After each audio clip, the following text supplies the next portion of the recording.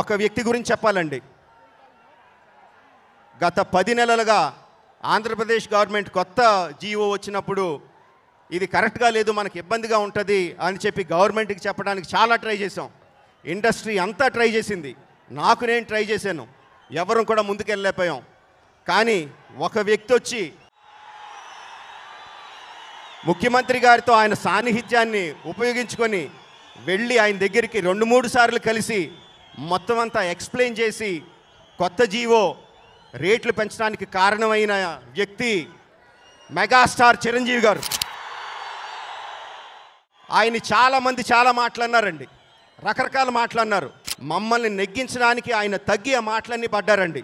చిరంజీవి గారు, sir you are a true megastar.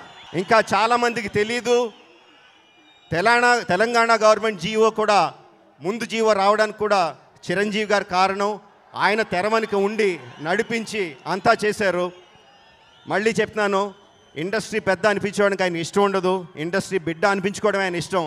But నేను మాత్రం ఆయన ఇండస్ట్రీ పెద్దగానే గౌరవిస్తాను.